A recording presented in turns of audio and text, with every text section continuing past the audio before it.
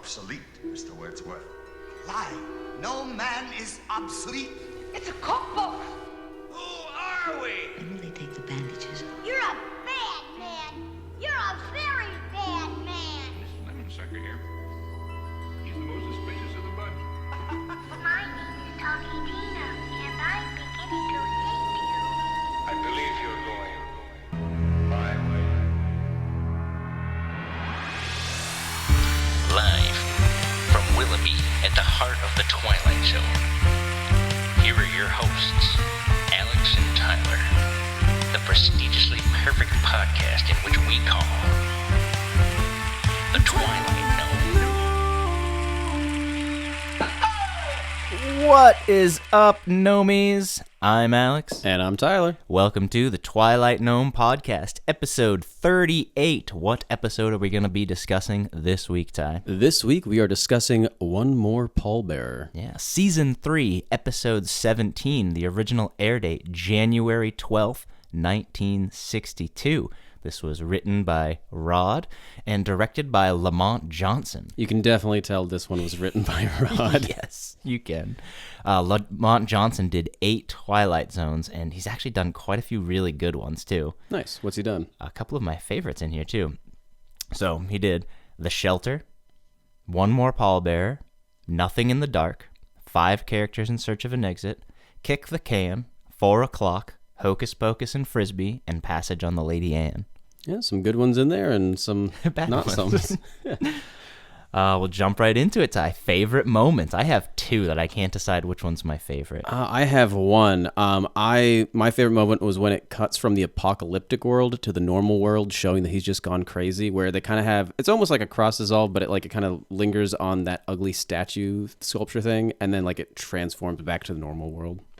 Mine were a little bit more comedic in my approach here. I love it when the 3 people come into the room and only a couple chairs are lit up, and he's like, come in, sit, and then it comes on him. It's just such a douchey thing. I was in the room the whole time. That part I didn't really get, because he's in a voiceover, he has one of those microphones on, Going as over if the he's PA. not in the room, and then so wouldn't they hear his normal voice in that room too? Even if his voice is over the speakers, you'd also hear him because he's fucking 10 feet from you. He was definitely going for over-the-top theatrical on this. Definitely. But my second favorite part was when he comes out of the bunker, when we have our first plot twist of the actual bomb went off, and he goes, oh, and does a weird-ass moan thing. Did you notice that? I didn't notice the moan. It's really weird. I love it.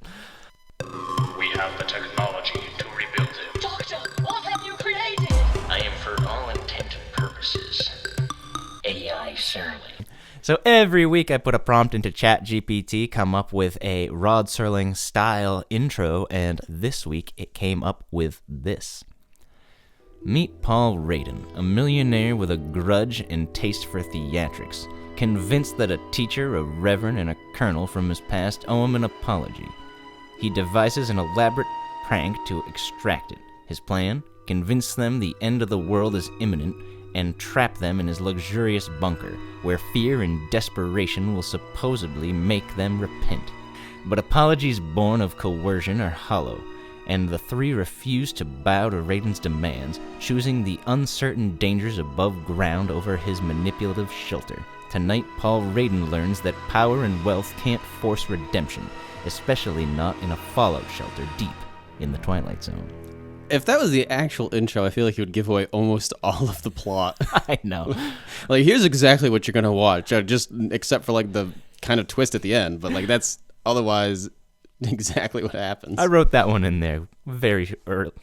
I wrote that in there right before we started, so not that great, but that's what I draw. It's a very hard line to do on those because it needs to know the outcome, but it can't give away too much shit. Yeah.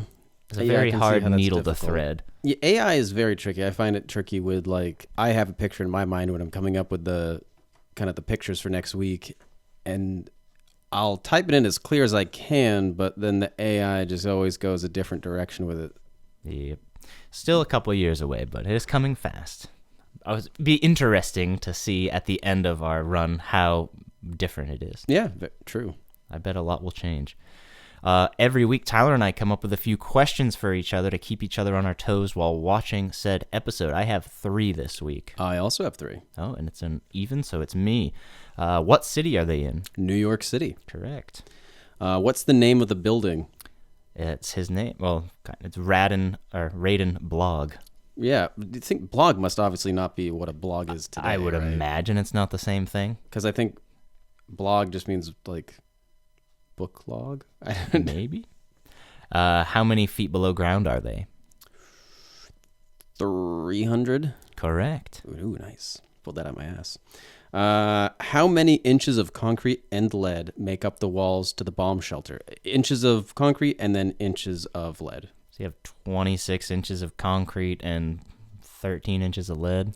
18 inches of concrete, 6 inches of lead. Dang it. That was my last one, was the name on the building. And my last one is, how many buttons are on his desk? 8. 12. Dang it. All right, well, I guess we'll jump right into the plot of this one. We open up on the baby from Eraserhead. Yeah, the world's ugliest statue, or sculpture, I guess. It's not really a statue, but that thing definitely, yeah, it reminded me more of... something from Beetlejuice. Exactly. Beetlejuice at the end, like all the sculptures that Catherine O'Hara makes throughout that movie just looked like that sculpture. For some, it really did look like the shape of like the baby from Eraserhead. I can definitely see that. And then it made me think of Eric Andre. I'm the baby from Eraserhead. So we see that, and on the side of the building it says Raiden Blog. And it does like a weird freeze frame. Did you notice that? Like it stays on it abnormally long. Like people like were so illiterate back in the day that it took them that long to read the name Raiden Blog. Quite possible. And you're reading it on a 15-inch screen, so. Oh, I didn't think about that. Yeah. And then we see an elevator going down, giggity, and a man enters the room, and it is Mr. Raiden himself. With the world's longest cigarette. He's got a holder. Oh, I thought it was just a really long it's like cigarette. It's like one of the holders that ladies back in the day would use. And the repairmans are down there, and they're like, all set, Mr. Raiden. Sound system's all good. Gee, mister, when that thing goes off, it sounds like a bomb's going off for real. You're like, yeah, that's the point. It's precisely my point, you fucking idiot. I'll play a little bit of that. That about do it, Mr. Raiden? That about does it. You got quite a setup here. This part of the illusion, too? No, this room is not an illusion. I venture to guess that it's the best designed bomb shelter on the face of the earth. Who knows? The hydrogen bomb is not an illusion. But tonight it's for gags, huh? Something of the sort. So already right off the bat, this is going to be a prank that he's going to be playing on 3 special friends, apparently. And I mean, you can obviously tell from how this guy's already acting that those aren't actually his friends that he's going to be trying to dupe. Right. I know I say this about so many characters, like it seems like on the Twilight Zone, but hardcore Dennis Reynolds vibes from this. This is totally something he would do. Oh, yeah. And then Rod brings us in. And I think this is probably if it's not my favorite, it's my second favorite that we've seen so far, the Rod intros. I love his entrance in this. Right. I don't want to step on your toes too much, but do they use this in Tower of Terror? No. If not, they should, because it's him opening a fucking elevator. You would think, but they don't. What you have just looked at takes place 300 feet underground, beneath the basement of a New York City skyscraper. It's owned and lived in by one Paul Raiden. Mr. Raiden is rich, eccentric, and single-minded. How rich we can already perceive. How eccentric and single-minded we shall see in a moment. Because all of you have just entered the Twilight Zone. Yeah, we go to our first commercial break, and when we come back, we see 3 people, a lady and 2 gentlemen, step out of said elevator, and they're already kind of like hesitant because I would be too like, what the fuck? Who has called us you here? just get this weird invitation, and this is supposed to be like super late at night too at this point. Mm-hmm. So they get called here, so they don't know what the hell they got called here for. And we hear a voice over the PA speaker. It is Raiden. He's like, good evening, friends. Make yourself comfortable. Sit down. And then we get one of my favorite shots. Just he's in there in the dark corner. I knew what the setup of the room looked like too, but when it showed him there, I'm like, what the fuck? Like, why would you be sitting in a room speaking on a PA system when they're right in front of you? Right. And then we're kind of introduced to these 3 characters. First, they're like, you're Paul, right? And he's like, yes. And the Colonel is the first one there. And he's like, I've served under you in the army or whatever. And he's just like, oh yeah, I remember you refused one of my orders. And Raiden just starts getting incredibly petty with him and stuff like, you should have had sympathy for me and all this. And the colonel's just like, I should have fucking shot you. And he basically does this with all the different, like he goes around in a circle and does it with everyone, where he's basically like, oh, you were so mean to me, and just plays the victim. And it's like, it sounds like you were kind of a shit person. Right. Yeah, he goes to the teacher and he's like, you remember me? Oh, of course I do. You flunked me. And then we realize that he tried to plant something on another student. A crib sheet. Yep. So then we do meet the Reverend, and he's talking about, your chauffeur came in quite a hurry. My wife came to the door and said that I was needed down here. And then we learn from the Reverend that he called Raiden like a bad man, or like said he was a bad character or something like to that effect. Because Raiden had almost driven a woman to suicide, or did drive a woman to suicide. Yeah, he did. But it didn't, other than that, it didn't really explain like what the situation was. I would have liked them to kind of flesh out that story. Like the teacher and him definitely have the most fleshed out background, and then like the colonel, like it's pretty fleshed out, but with the Reverend, it's very unclear what the hell happened there. Right. And then the colonel's pretty much just like, why the hell are we here? And he's like, oh, in due time. And the colonel's just kind of like, all right, make your fucking point. Like he's trying to like serve them. He's trying to serve me drink. He's trying to fucking. By the second person, I'd be like, oh, okay, I get what he's trying to do now, and just fucking walk out. Be like, fuck you, dude. Yeah, but he also, like, he made it seem like it was supposed to be, like, urgent, like he was going to offer them something in return. So, I mean, I guess, like, the kind of curiosity is what's kind of keeping them there. But, yeah, he's definitely dragging this out, like, dragging his heels. And like, oh, can I get you anything to drink? And then everyone's just fed up with it. Like, no, like, you invited us here. We all got better things to do with our time. Like, what do you want? It's one of those things, obviously, he's been planning this probably for years. And he's like, I've thought for years of what the hell I'm going to say to you. And he wants it to be perfect. And he's telling the colonel, you're no longer in control, Colonel. I am. And I'll play a little bit. He kind of tells him that he wants to settle 3 scores. I'll play a little bit of that. I called you 3 here for a very specific purpose. I want to settle 3 old scores. But we'll do it in chronology. My dear old schoolmarm shall begin. That staunch and intrepid educator that looked so out of place without her severe spectacles, covering severe eyes, looking out of a severe face. It's kind of funny because the teacher kind of starts like, you think she's going to be really nice to him, and then she just gives him the biggest Serling lecture of all time. And not just her, but like all 4 of these characters talk like they have a thesaurus just shoved down their throats. Like these people, you can definitely tell this dialogue is written by Rod. Like the words that they come up with is just it is so over the top. I would play the whole thing, but it's kind of long. But it's the teacher's little she just gives him such a tongue lashing, and it's pretty awesome if you could actually think on the fly like that to like fuck people over. If you could actually speak like that in real life, which sounds like Rod does, then yeah, that'd be fun. But like it may also sound like, okay, you had this prepared clearly. Right. And then Raiden's like, I never liked humiliation. And we find out that he was cheating in school, like I said. He planted the notes, and he's like, you had no sympathy for me. And then again, she has some more Serling dialogue pretty much, and she's just like, you were never worthy of any sympathy. I've given out plenty of sympathy to those who have deserved it, and you were not one of them. And then she's like, you're probably still devious, you're still dishonest, and you're still probably a troublemaker just like you were when you were a kid.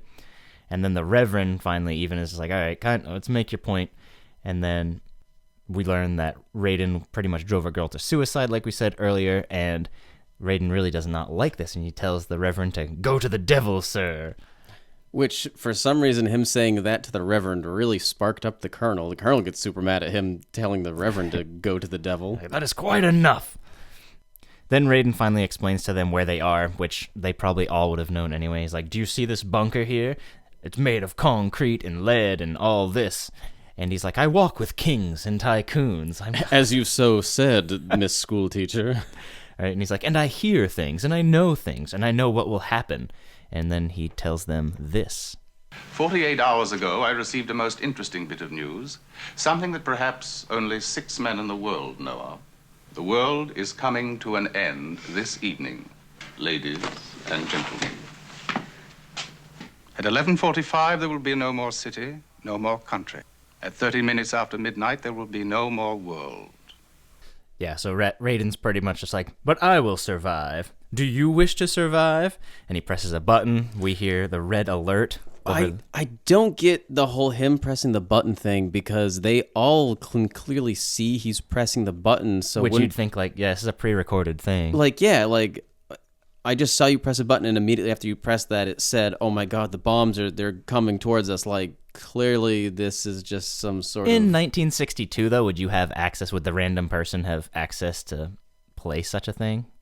Like, obviously, we can right now very easily, but... I mean, they had, like, ways to record music and stuff like that they could replay back. If they could clearly just make a button, press it, and have it play whatever they had pre-recorded, that wouldn't be an issue. Yeah, so then the red alert comes on the radio, and it's pretty much just saying, go to your shelter, your basement, or in the center of your building. Then did you notice the power goes out briefly? There's like a 2-second, like, the power goes out. It goes dark and then comes back again. I did not notice that. I didn't notice it the first time. I don't know if I was taking notes or... Actually, the first time I wasn't taking notes, but it does go out for a second, which is kind of weird. Which would probably scare them, too. They'd be like, oh, shit. Right. That was probably part of the button, like, after the recording plays, then it's supposed to trigger the power out to, like, kind of add to the fear. Right. And then Raiden's just like, oh, got nothing to say now, do you, Reverend? Then the Reverend says that he has to get home to his wife, and Raiden just cannot fathom that. He's just like, that's not what's on your mind. You're trying to survive. Exactly. He's at this point, and like he's a character that is so self-obsessed and so narcissistic that he just can't fathom that other people would care about. Like, they would rather die with their families and their loved ones than to survive and be alone with some asshole that they don't like. Like, that's hard for him to comprehend. Mm-hmm. The siren wails, and he's pretty much telling them all, this is the only place you'll survive. And if you want to be allowed to stay, there's only one thing you have to do. And I'll play a little bit of that. Each of you in his own way has tried to destroy me. But I'll not repay the compliment. That is to say, I will not require an eye for an eye, nothing as primitive or as naked as that. What is your price, Mr. Raiden? I'd be interested. What the price, Colonel? You will beg my pardon. You will ask my forgiveness. And if need be, you will get down on your hands and knees to perform the function. And then the school teacher's like, pretty please with sugar on it. That's what you want, right? Well, you ain't gonna fucking get it. And he's like, you're all too blind or stupid. Just say sorry. Come on, guys, say sorry. And at this point, I kind of felt really bad for him. Like, all this man's really asking for is just an apology from these people that he's perceived to have been wronged by, even though he doesn't deserve the apologies. Like, in his mind, he's kind of warped it to making himself believe it, and it's just kind of really sad. Right. But also, like, he kind of, if he was less of a shitty person and like kind of understood people and wasn't a total narcissist, then he would probably have understood, oh, I should invite their families too. And then that way he kind of has like, apologize to me, or you and your family are going to die. Like, then it would have been a smarter move by him. But again, the whole point is that he's a flawed character that doesn't understand. That was a very psychopathic thing you just came out with. Not have thought of that. You obviously bring their family and use them as leverage. Just the dentist system. But like, yeah, if he was a smarter character, that's what he would have done. But obviously the whole point is that he's a flawed character that doesn't understand like the value of like love and like relationships. So it just never would have crossed his mind. Right. So then he lets them out, and he's like, oh, come on, guys. This is your last chance. Come on, I mean it this time. And he even, like, at one point he stands in front of the door to, like, stop them, like, you just say sorry. That's all I want, guys, please. And then the school teacher's like, try not to get lonely. Use mirrors. And you can actually, like, see yourself for what you really are and all this. And she's like, your illusions and your fantasies here. And the elevator door is shut, and he just screams, it's not a fantasy. And then he goes completely berserk, starts breaking apart his like brand new bunker. He rips the speaker off the wall, throws a chair at the TV, which shatters to glass. I mean, I guess it must have. I assumed it was like a projector sort of thing, but it can't have been if it was made out of glass. That's what I thought too. And then we get our first plot twist. Raiden leaves said bunker, and it's all just rubble, and we get a weird moan from him.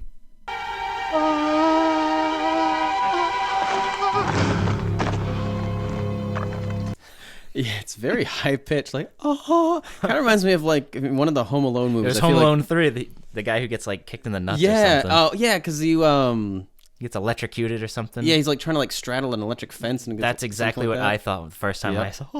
Very similar sound. That guy always reminded me of David Schwimmer, but apparently it's not. Yeah, he's like the B-list David Schwimmer. Yeah. Yeah, so he thinks that the bombs really did drop. And he goes and cries on the Eraserhead baby statue.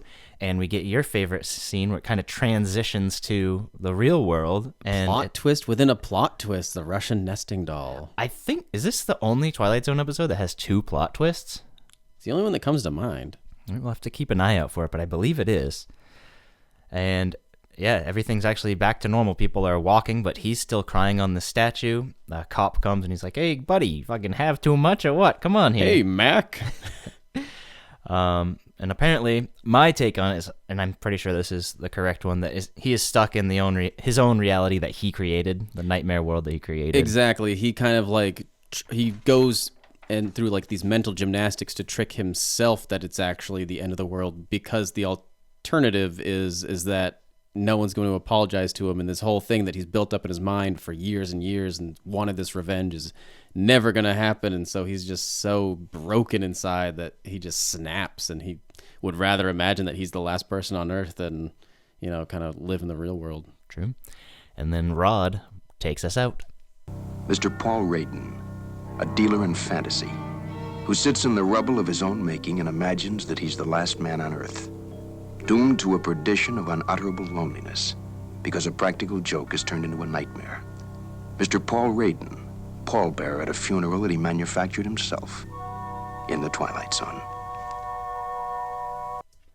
And that is our episode. Tyler, what did you learn? If I ever come across someone and I don't know their name, just call them Mac. Yeah, that's a very good one. All right, we'll jump right into ratings. IMDb currently has this at a 7.3 out of 10. To any new listeners, Tyler and I, our rating scale has to end on a 0.5 or a 0. Yep. You want to try it? Do you think we're going to be on the same page? I think we're going to be pretty similar here. All right. I think. You want to try it? Yeah. 1, 2, 3, 6. 5.5. Very cool. Yeah. I was bouncing back and forth on if it was a 6 or not, but I'm going to land on the 5.5 because it's a 5 to me is like not good, not bad, very forgettable. This is a very forgettable episode. The only thing that it gave it that extra half point for me is it has the double twist, which is kind of cool. I know. I felt the same way. Like, it's a very good and clear message. I liked that part, and I loved the idea of a double twist because from the get-go, you kind of expect that the twist is going to be that it actually is going to be a nuclear holocaust and that he is going to be the last one to survive, and then to have that double twist of oh, actually this was all in his mind and it never really happened, I thought was so clever and really well done. I mean, that kind of pushes it to be the 6 for me, because overall, other than that, it's just super dialogue heavy. All the characters are just written to be these Rod Serling walking dictionaries. So yeah, very dialogue heavy, not a lot happening, but I loved the double twist. So who are they? Where are they? What are they? Let's find out together in The Twilight Gnome presents Inside the Twilight Zone. All right, so this week we have Joseph Wiseman. He played Paul Radin. He was in an episode of Night Gallery, which is pretty much the only other Rod connection, and he actually plays Dr. No in Dr. No. Oh, that's why he looked familiar. Okay, yeah. We got Catherine Squire. She played Mrs. Langsford. She was in Alfred Hitchcock Presents, Playhouse 90. She was in 2 episodes of Twilight Zone. She was in this, obviously, and in His Image, which you haven't seen. Have you seen In His Image?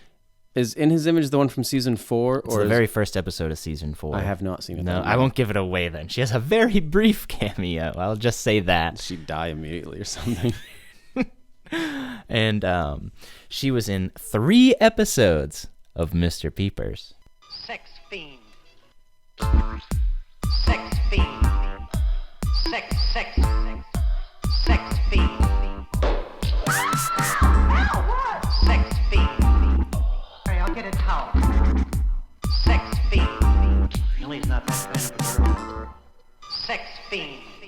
This Mr. Peepers show, it better be great when I watch it someday. We definitely will have to do a special one where we watch Mr. Peepers. That could be one of our special ones, just us watching Mr. Peepers and reviewing the first episode or something. That could be good.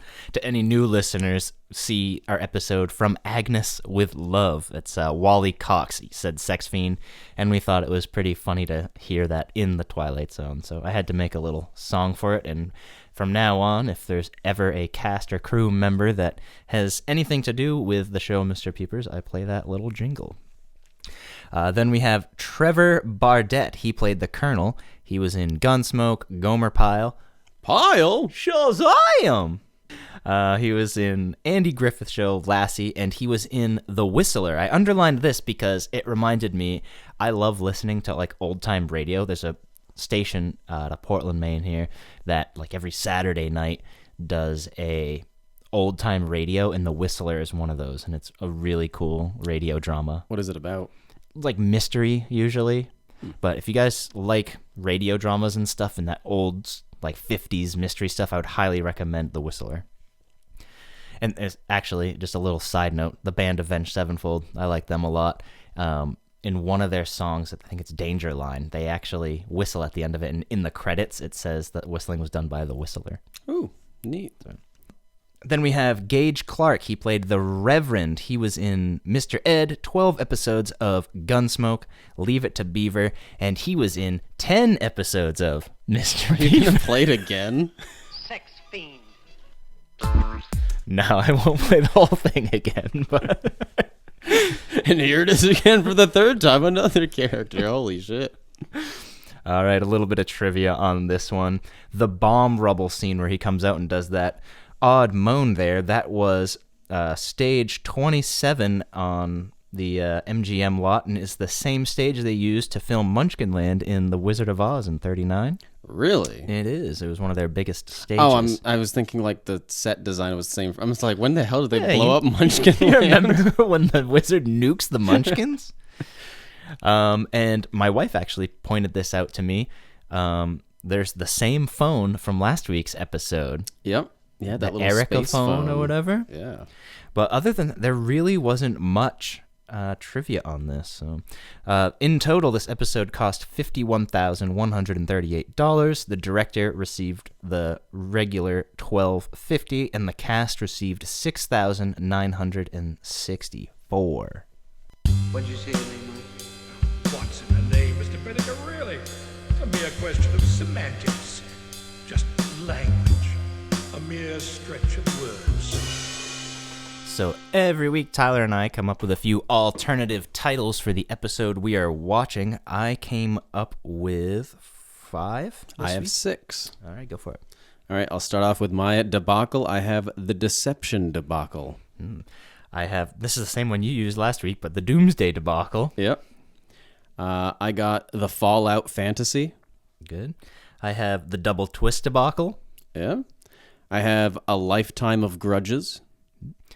I have a colonel, a school teacher, and a reverend walk into a bomb shelter. I like that. That's good. I got The Unforgiven. Little Metallica. Yeah. It's Time to Say You're Sorry. I have The Grand Illusion of Paul Radin. Good one. This is, I think, my best one. The Apologies Belong to Mr. Radin.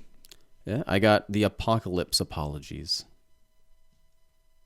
Yeah, or it could be Apocalyptic Apologies. Yeah. Yeah, something like that. Yep. All right. Certainly makes more sense than the Pallbearer one. What about Switcheroos? Switcheroos. I have 3. I have 4. I'll let you go first because I might step on some of yours. All right. The Shelter, which it's funny that the director that directed Lamont this also Johnson, made The Shelter. I actually didn't even write that down. World of His Own. Yep, that was one of mine. And my last one was The Lonely. I have In His Image, Where Is Everybody, and Eye of the Beholder. Because he sees that for himself. Yeah. Kind of a stretch on that Yep. one. Yeah. You are now about to penetrate the Twilight Zone. So every now and again, we come up with a porno parody title name, and Tyler tells me he has a decent one this week, so let's find out. What is it? All right, so instead of one more pallbearer, I have one more pole dancer.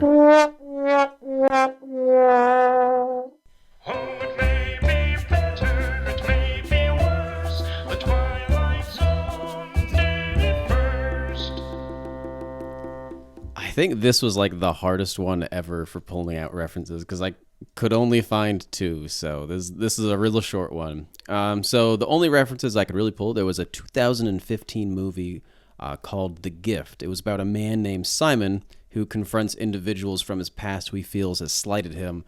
So very similar kind of plot there with this episode, but doesn't really have like the same twist or anything. And then the only other reference I could really pull from was in the movie The Avengers, there's a scene near the end where Thor and Loki are on the top of Stark Tower, and they're sort of having like a discussion in the middle of the big battle. And Thor says a line to Loki that kind of sums up this episode quite well when Thor says, "So you take the world I love as recompense for your imagined slights," which I definitely kind of drew a lot of parallels with this episode here. So did you have to look that up, or did you remember that from seeing? I remembered that. Really? Yeah. Wow. I think I've seen The Avengers. It's like my second favorite movie of all time. If you told me that line and said, "What movie is that from?" there's no way I would ever say The Avengers. No? Oh. No. But that's all I got. Okay.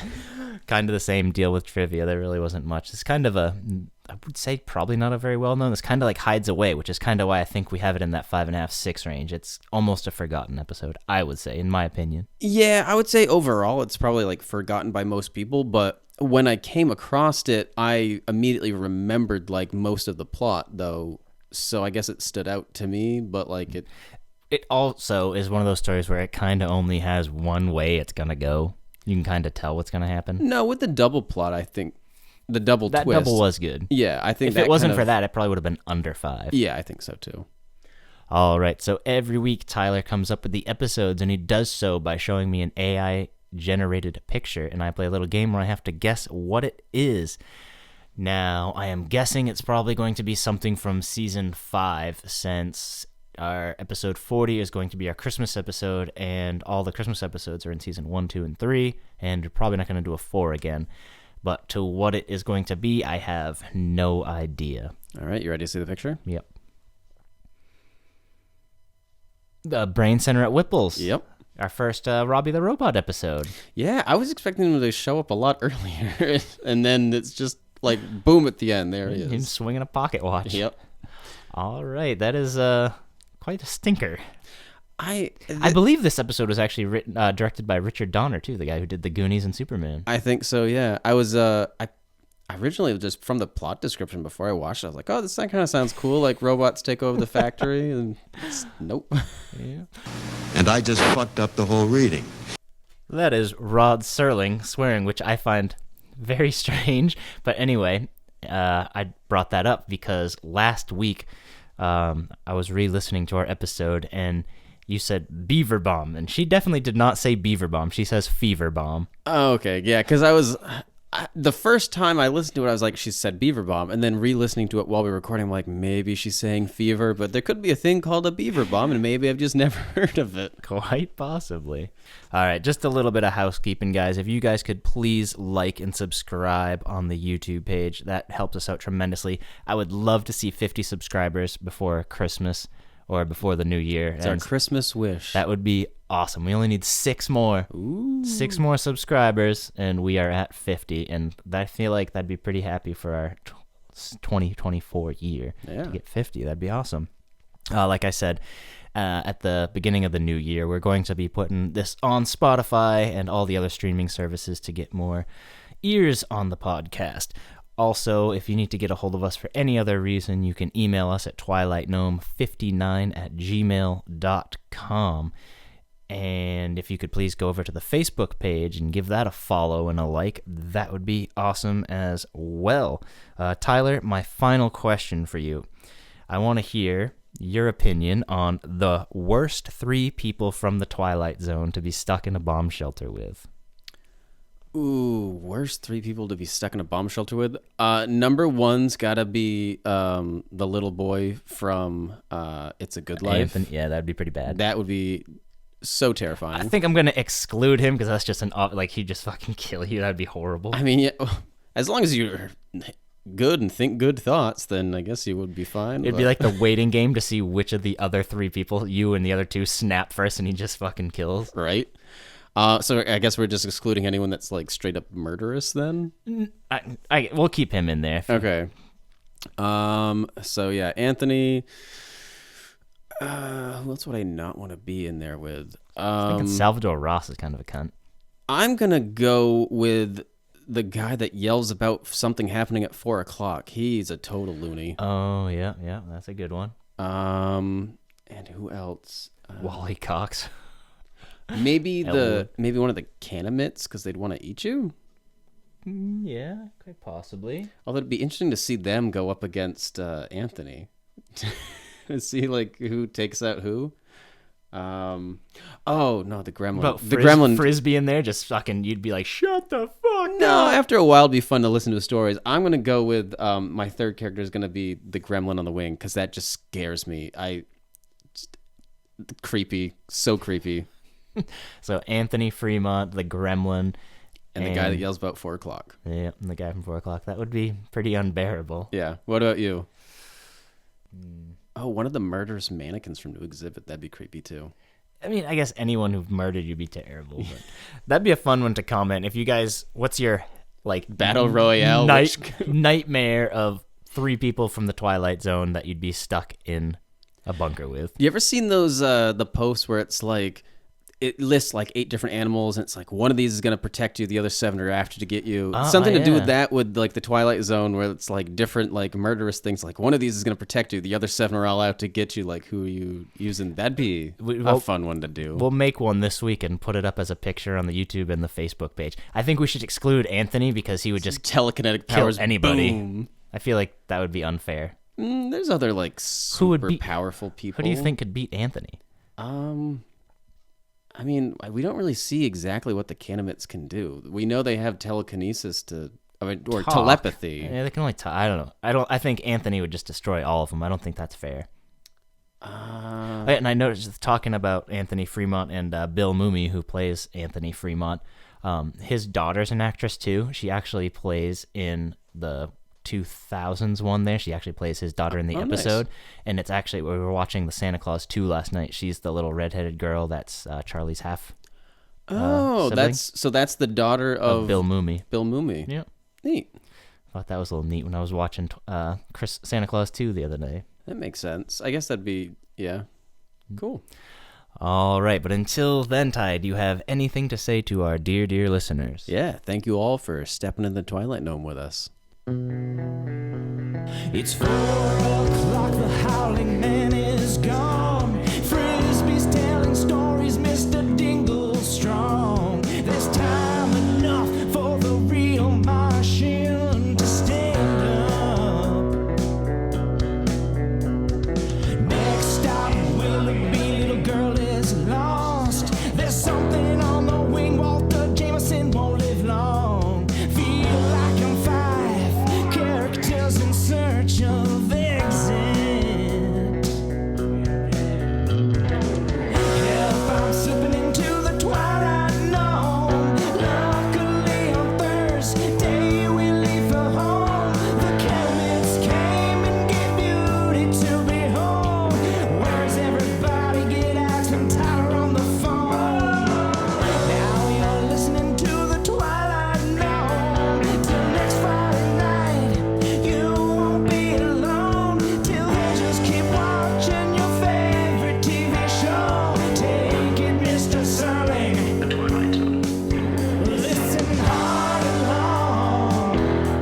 The Twilight Known. Listen hard and long. The Twilight Known. Sex fiend. So every week I put a prompt into ChatGPT, come up with a Holy There's fuck. a frog in your throat. Hardcore.